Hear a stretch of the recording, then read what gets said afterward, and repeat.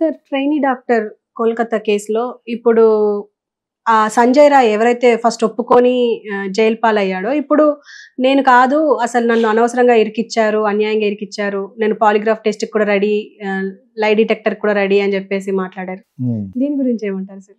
దీని గురించి ఆలోచించుకునే ముందు మన దేశంలో వచ్చి బాంబులు పెట్టి తాజ్ మహల్లో బాంబులు పెట్టి ఇంతమందిని చంపేసిన కసాబ్ గానే 2-3 సంవత్సరాలు జైల్లో పెట్టి బిర్యానీలు పెట్టారు.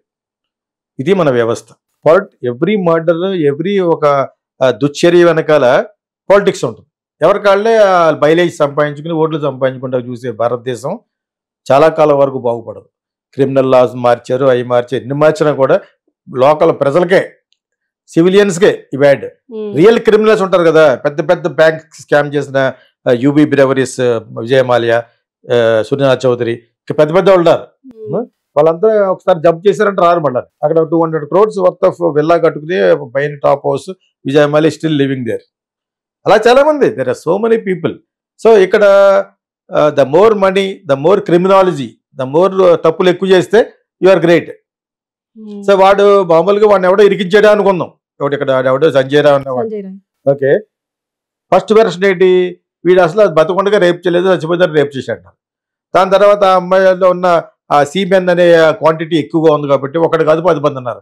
ఇవన్నీ 2Kకి ఎందుకు చెప్పేస్తానంటే ఒక్కొక్కడు ఒకటి అమ్మాయిని పెడతాడు. ఆడికి ఏదో స్పెషల్గా దీది ఫోన్ చేసి చెప్పినట్టు, లేకపోతే సంజయ్ రావు గారు సపరేట్గా ఎక్కడ చెప్పినట్టు మనోళ్ళు ఇప్పుడే బయటపడింది అని ఎవడో షూట్ చేసి చెప్తున్నాడు. ఎవడో నీకు ఎవడో చెప్పాడు నీకు? So at least I have hundreds of friends in the Kolkata. So why I'm telling, నేను ఒక్కటే అడగలేదు వేరే విషయం, కానీ నేను వీళ్ళే కాకుండా జనరల్గా పాలిటెస్ట్ చేశారు. ఆడెవడికో ఎందుకు చేయరు, మరి చేస్తారు. బీజేపీ, సిబిఐ ఎవరో అగైన్ బీజేపీ. వాళ్ళు ఏ విధంగా 4 పీకరే నాకు చెప్తాడు. దీది ఎంత చేసినా కూడా వాడి నోట్లోంచి వచ్చే మాటలు బీజేపీ చెప్పించినవి ఉంటాయి కదా. ఇప్పుడు ఆడు సడన్గా ఆడికి అంత ఐడియా వచ్చి అంత ఇంటలెక్చువల్ కాదు. ఆడు అమ్మాయి కనిపించిందా, తాగాడా, వేసాడే, పోయాడు, అంతే అయిపోయాడు. అంచేత ఆడికి పిల్లలు లేదు, పిల్లలు లేరు, పెళ్ళాలు లేరు, పెళ్ళాలు అది ఎవరు లేరు. ఆడు ముందేమన్నాడు, ఎందుకు వచ్చి అది కూడా నన్ను ఉరి తీసేయండి అన్నాడు ఆడుకున్న పరిజ్ఞానంలో. ఇప్పుడు ఎవరే అలా కనుక చంపేస్తాను వాడికి ఉరిగిరి అనుకో, అది నువ్వు చేయలేదని చెప్పంటారు. ఇప్పుడు కదా, ఇప్పుడు మన వాళ్ళే ఐడియాస్ ఇచ్చేస్తారనమాట.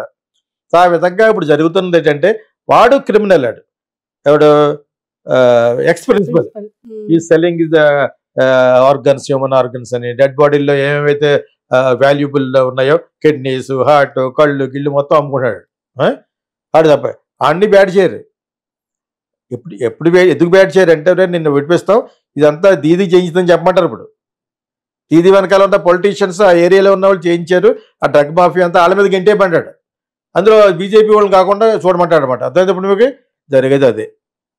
అప్పుడు కానీ దీదికి బుద్ధి రాదని లోపల పెట్టి సిబిఐకి వెళ్ళి ఏ క్వాలిటీ టెస్ట్ దేనికి వెళ్ళినా కూడా that will be happening in the favour of BJP. ఆ బీజేపీ స్ట్రాంగ్ పీపుల్ ఉన్నారు, ఉన్న వాళ్ళు కాస్త. ఓకేనా? సో నిజం ఒకటి ఉంది, ఇంతకే ఆ అమ్మాయిని మర్చిపోయారు. ఆ అమ్మాయి ఫోటో వేసుకుని మనం పూజ చేసుకుంటాం తప్పితే వాళ్ళు మర్చిపోయారు. అక్కడ వాళ్ళకి పొలిటికల్ బ్యాడ్, విలిఫికేషన్ అంటే బ్యాడ్. అసలు ఆ దీదీని ఎంతవరకు విలిఫై చేయొచ్చు అనేది బీజేపీ చూస్తుంది.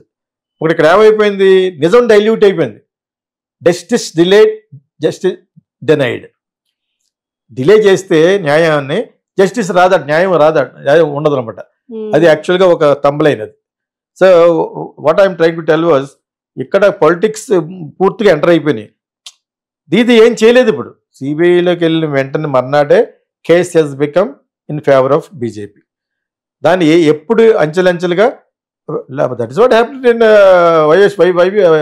వివేకానంద రెడ్డి గారి కేసు. అందరూ తెలిసి ఎవరు చేయించారు మొత్తం తెలిసి 4-5 సంవత్సరాలు డ్రాగ్ చేశారంటే అర్థం ఏంటి మీకు? అర్థమైతే అప్పుడుది. సో ఫైనల్గా వాళ్ళు ఏదో పడతా వాళ్ళ గుండె మనకెందుకు ఆ లెవెల్ పట్టుకొచ్చి అతను గెలిపించారు. గెలిపించారా? ఎవడైతే చేయించాడో అతను గెలిపించారు కదా పులివెందల్లో. ఎంత గౌరవం అక్కడ చూడడం అనమాట. అదే విధంగా ఇప్పుడు ఈ అమ్మాయిని మర్చిపోతారు. ఆ అమ్మాయిని మర్చిపోకుండా గోల్ చేస్తుంది అనుకో, దీది పట్టుకుంటుంది, నేను కాంపిటీషన్ ఇస్తా అని చెప్పేసి. ఇలాగా కట్ చేసి బీజేపీ వాళ్ళు ఇస్తారు. మేము అవుట్ ఆఫ్ సింపతి ఇస్తున్నాం, ఎంపథైజ్ చేసి నీకు ఏ విధంగా చేయగలం అని చెప్పేసి ఆ అమ్మాయికి స్మారకం పెడతాం, ఆ అమ్మాయి పేరు అవార్డు పెడతాం, ఇవన్నీ పెట్టి వీళ్ళు ₹1,00,00,000 ఇస్తారు, 2 కోట్లు ఇస్తారు. స్పోర్ట్స్లో ఎవరిని గెలుచుకొచ్చారు అనుకో, కేసీఆర్ ₹1,00,00,000 ఇచ్చాడు, ఒక అమ్మాయికి ఇచ్చారు అలాగా. జగన్ ఇంకొక 2 కోట్లు ఇస్తాడు. ఇప్పుడు చంద్రబాబు నాయుడు అదే చేస్తాడు. ఎవరైనా గెలిచి వస్తే ఆంధ్ర కానీ తెలుగు అమ్మాయి కానీ ఒకటి ఇస్తారు, ₹2 ఇస్తాడు, పేరు రావడం గురించి అనమాట. ఆ విధంగానే మొన్న అమ్మాయికి చాలా డబ్బులు వచ్చినాయి తెలుసా నీకు. దానికి అవతకో చేస్తుంది కదా రెస్లింగ్, దానికి వెళ్ళే ముందు 5 కోట్లు అట, ఇప్పుడు 50 కోట్లు 100 కోట్లు ఉంది ఆస్తి. ఎవరికాడు ఇచ్చాడు, ఫోటో తీసుకోవడం. అదే ఇప్పుడు మీకు. సో మన వాళ్ళంతా పబ్లిసిటీ కోసం, వాళ్ళకి మైలేజ్ కోసం, అటువంటి దేశం మనం. ఆ విధంగా అమ్మాయికి న్యాయం అమ్మాయికి జరిగితే న్యాయం. ఇప్పుడు ఎవరి నుంచి అంటాను నేను, న్యాయం అంటే ఏంటి? అమ్మాయి బతికొస్తుంది, తిరిగి రాగలరా? నువ్వు 100 కోట్లు ఇచ్చారు కదా ఫ్యామిలీకి, ఇచ్చినా కూడా దీది ఇచ్చిందనుకో, ఇచ్చినా కూడా బ్యాడే, డబ్బులు ఇచ్చిందంటే అంటారు. ఇప్పుడు బీజేపీ అలా చూస్తుంది, గద్దలాగా ఈగల్లాగా వాచ్ చేస్తుంది అనమాట, ఎవరో డ్రోన్ కెమెరా తోటి. అంచేత బీజేపీ ఏది అమ్మాయికి మంచి జరగనివ్వరు. ఇప్పుడు వాళ్ళు చేస్తారు ఫైనల్గా. మీకు అర్థమైంది. ఇప్పుడు వాళ్ళు వీళ్ళు చూసి ఇప్పటి వరకు అమ్మాయికి రూపాయి ఇవ్వలేదు, మేము ఇస్తున్నాం ₹1,00,00,000 అంటారు. అర్థమైందా? ఇవే మనం చూడాలి తప్పితే అందులో కేసులోంచి నిజాలు ఏం పడనివ్వరు. లోపల ఎవరైతే ఉన్నారో ప్రిన్సిపల్ గార్డు, వాడిని లాస్ట్లో 2-3 సంవత్సరాలు పెట్టేసి తర్వాత నీకు రిక్రూట్మెంట్ ఇస్తాంలే, నువ్వు మేము చెప్పినట్టు చెప్పంటారు వాళ్ళు. This is what is going to happen. So దీదీని బ్యాట్ చేయాలి. దీదీ కొంచెం టఫ్ ఈ విషయంలో దొరికిపోయింది. దీనికి ముందే వాళ్ళు మరి దుమ్మెత్తి పోస్తారు కదా, అమిత్ షానే మోడీ తల ఉంచేసుకున్నాడు పార్లమెంట్లో. ఇప్పుడు ఆ కక్ష ఈ విధంగా తీసుకుంటారు వాళ్ళు. ఆ కక్షను కాదు, బెంగాల్లో పీట వేయాలంటే ఇట్స్ నాట్ లైక్ తమిళనాడు, అంత ఈజీ కాదు అది. It's almost like Bangladesh is half of the Bangladesh is in Calcutta. అంచేత West Bengal politics is very very different. అక్కడ వాళ్ళు లోకల్ అయి ఉండాలి, లోకల్ అయి ఉండి వాళ్ళకి చాలా ఫీలింగ్ కూడా ఉంది బెంగాలీస్కి. And at the same time Bangladesh nothing but West Bengal. ఎక్కడి నుంచి వెళ్ళిపోయింది, ఇక్కడి నుంచి వెళ్ళిపోయింది ఇది. That is how it's called Bangladesh. So ఆ పాలిటిక్స్లో ఈ బీజేపీ కూడా ఏదో విధంగా ముస్లిమ్స్ దగ్గరికి వెళ్దాం ఉంటారు. ముస్లిమ్స్ ఎందుకు నమ్ముతారు? Muslims will never believe BJP. I will they believe. వాళ్ళు బీజేపీ సెల్ రోజుకి పొద్దున 100 నుంచి మార్నింగ్ నుంచి ఈవినింగ్ వరకు వాడు ఎక్కడ నమాజ్ చేయకూడదు, అక్కడ అటువంటి రీల్స్ ఓపెన్ చేస్తున్నారు. రైల్వే స్టేషన్లో వాడు ఎవరు కంపార్ట్మెంట్లో టవల్ వేసి చేసుకుంటాడు ఆడొకడాడు.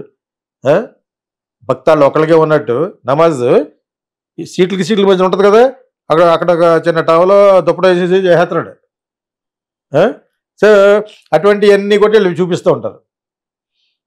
ఇవన్నీ మన ఇండియాలో నథింగ్ గోస్ వెల్ బికాజ్ ఎవరో డిసిప్లిన్ కాదు, అందరూ కరప్టెడే. అదే కదా అంటాను, I'm corrupted because I'm giving bribe to corrupted people అన్నట్టు నాగార్జున. ఇంత బాహాటంగా మీరు పెద్ద పెద్ద షోలో చెప్తారంటే ఇంక అందుకంటే ఏంటి? So this is what happens. ఆ అమ్మాయికి న్యాయం ఎలా జరుగుద్ది? మన న్యాయం ఎంత? నాకు మాటలు రావట్లేదు. న్యాయం ఏంటి? అమ్మాయి బతుకుద్దా?